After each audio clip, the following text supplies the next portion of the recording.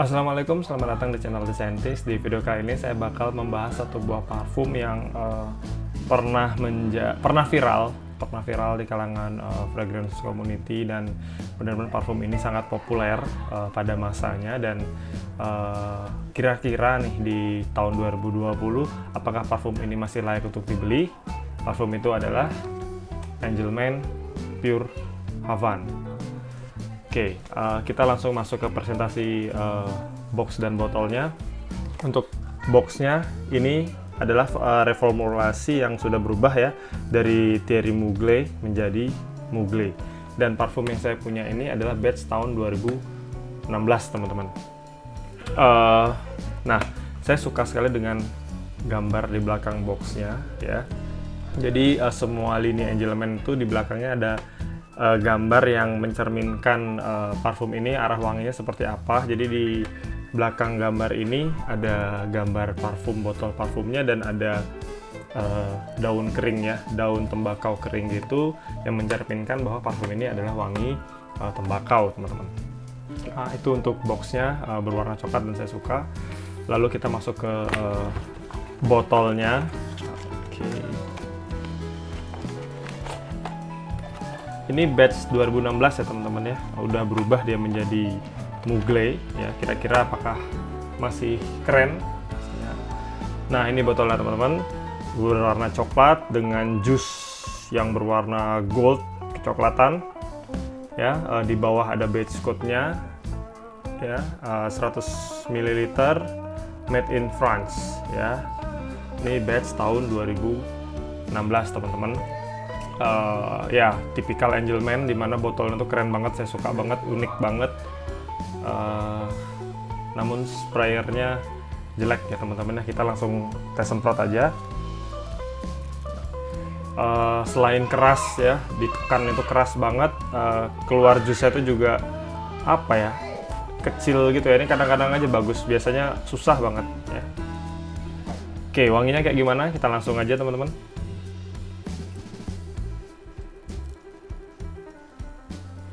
Oke. Di opening masih harus menunggu agak lama karena masih ada nuansa wangi alkohol gitu teman-teman ya. Oke, di top notes teman-teman bisa dapat wangi manis dari, orang-orang bilang ini vibe cherry. Dan wangi ini bertahan beberapa menit ya, 1 atau 2 menit. Wangi vibe cherry bomb. Kalau saya baca di kolom komentar di Fragrantica, banyak yang bilang the openingnya itu nuansanya cherry bomb. Dan memang benar, saya bisa nge-sniff arah wangi yang seperti itu. Lalu setelah beberapa menit kemudian barulah muncul wangi madu teman-teman. Wangi madu yang dicampur dengan tembakau.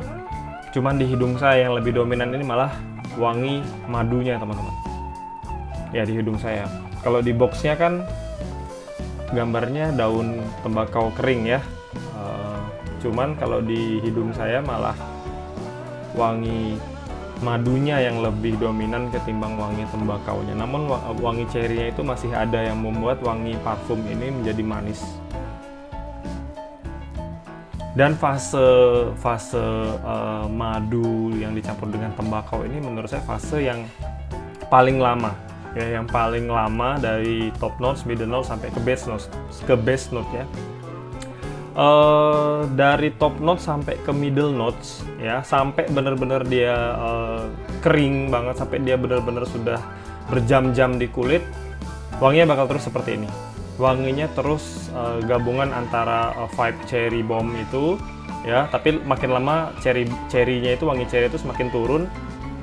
Lalu muncul wangi madu yang dicampur dengan tembakau dan dicampur dengan DNA Angelman. DNA wangi Angelman. Enak banget teman-teman wanginya. Dan wangi ini, fase ini itu benar-benar linier sampai ke base note teman-teman. Sampai ke base note wanginya bakal kayak gini terus.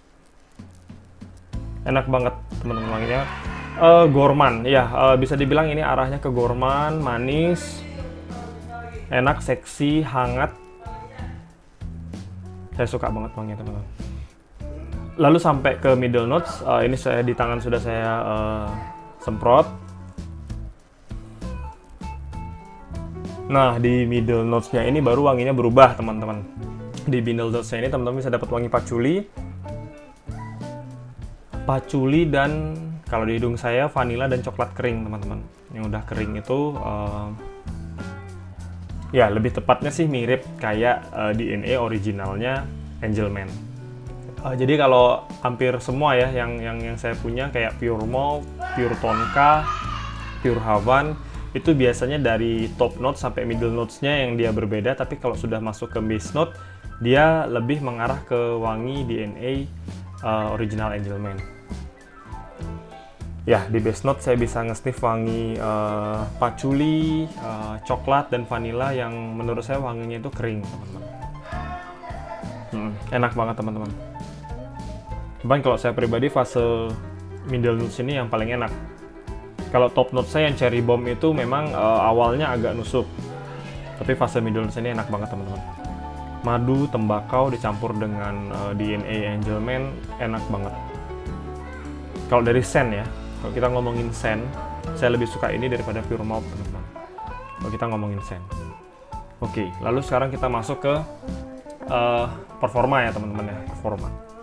Untuk parfum ini, untuk reformulasi pertama katanya ya, ini batch 2016 ketika sebelumnya tulisan produknya Thierry Mugler dan sekarang menjadi Mugler, dan ini adalah reformulasi batch 2016-nya.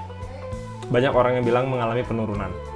Saya nggak tahu Pure Havan yang awal, yang vintage itu performanya kayak gimana, tapi untuk yang ini, untuk batch 2016 ini, untuk longevity saya bisa dapat 7-8 jam, teman-teman.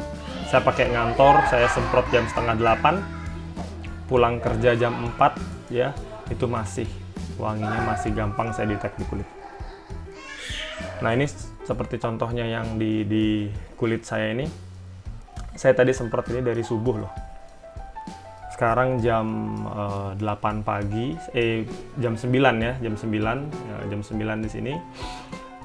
Wanginya masih ada dan gampang saya detect wangi base note-nya. Ya, di kulit saya ini bisa 7-8 jam untuk longevity. Cuman masalahnya ada di projection dan ciliage. Untuk projection dia cuman kuat di 30 menit awal aja. Lalu untuk ciliage-nya itu dia moderate to low. Ya, jadi bener-bener dia yang nggak loud, yang nggak mudah didetect. Nah, itu menjadi kekurangan untuk Pure Havan yang batch 2016 ini yang terbaru ya. Mungkin kalau yang Pure Havan yang vintage itu bener-bener loud, bener-bener monster, bener-bener beast. Cuman kalau yang ini dari segi longevity-nya masih bagus, bisa tembus 8 jam, namun untuk ciliage dan projection-nya dia agak kurang bagus. Jadi itu so far pengalaman saya ketika pakai Pure Havan ini, teman-teman. Nah, tapi ada kelebihan kenapa parfum ini masih layak dibeli 2020 ya, menurut saya pribadi. Walaupun sekarang pasarnya parfum blue fragrance, namun menurut saya Pure Havan ini dan lini Angelman lain masih tetap eksis di pasaran karena lebih versatile menurut saya. Dan Pure Havan ini menurut saya salah satu mungkin ya, kalau menurut saya ya, best office scent menurut saya pribadi, karena saya pakai parfum ini malah untuk ngantor, teman-teman. Karena saya kerja itu 8 jam, parfum ini bisa menemani saya selama 8 jam itu dan nggak ganggu hidung orang lain, teman-teman. Itu yang saya suka dari parfum ini. Jadi parfum ini kalau teman-teman pengen nyari parfum buat ngantor, mungkin Pure Havan ini bisa menjadi jawabannya karena menjadi lebih versatile ya, menjadi lebih versatile. Kalau ibaratnya Pure Havan ini benar-benar beast, benar-benar monster, benar-benar loud, ya pasti parfum ini akan hanya bekerja ketika malam hari, teman-teman ya. Tapi karena dia performanya menjadi turun, parfum ini menjadi lebih aman dipakai sehari-hari. Saya pakai parfum ini ngantor, seperti itu. Itu yang menjadi kelebihan dari parfum ini, dan menurut saya parfum ini masih layak dibeli di tahun 2020. Cuman ketika saya pakai parfum ini, udah mungkin kurang lebih sudah 2 mingguan saya pakai parfum ini, bener-bener saya push terus pakai parfum ini, ngelihat gimana performanya, gimana ngeliat reaksi orang-orang di sekitarnya. Parfum ini bener-bener nggak ngasih saya komplimen, teman-teman. Jadi untuk soal komplimen, saya nol. Saya nggak pernah dapat komplimen ketika pakai parfum ini. Pure Malt lebih banyak kasih saya komplimen ya. Pure Malt itu cukup banyak memberikan saya komplimen, namun untuk parfum ini sama sekali nggak ada. Jadi saya cukup kecewa ya. Wanginya saya suka, saya ngefans banget dengan parfum ini. Bahkan kalau dari segi wangi saya lebih suka ini daripada Pure Malt. Namun sayangnya dari segi komplimen parfum ini masih nol, tidak memberikan saya komplimen apa-apa. Bahkan Pure Malt yang paling banyak ngasih saya komplimen. Mungkin karena Pure Malt itu lebih project, lebih perform di kulit saya teman-teman. Jadi itu untuk parfum ini, Pure Havan ini untuk sekarang untuk tester teman-teman bisa dapetin di harga 750.000. Kalau untuk produk mungkin sekitaran 800 ribuan. Nanti link pembelian akan saya tulis di kolom deskripsi teman-teman. Mungkin itu yang bisa saya share ya. Untuk scentnya sudah, untuk performanya sudah, untuk occasionnya sudah. Jadi gimana menurut pendapat teman-teman? Kalau ada yang punya Pure Havan ini silahkan tulis di kolom komentar. Untuk saya pribadi sih saya puas ya, saya suka, saya ngefans banget dengan parfum ini ya, karena saya pecinta parfum gourmand, pecinta parfum manis. Jadi saya puas karena parfum ini bisa saya pakai di mana aja, kapan aja, karena lebih versatile. Setelah dia berubah menjadi Mugler ya, setelah ini apa istilahnya mengalami reformulasi seperti itu ya. Oke, gitu aja pembahasan saya tentang parfum Angelman Pure Havan ini. Silahkan ditulis di kolom komentar gimana pendapat teman-teman. Bantu saya dengan share, dengan like, dengan subscribe. Silahkan support channel saya biar saya semangat terus untuk bikin video-video tentang parfum.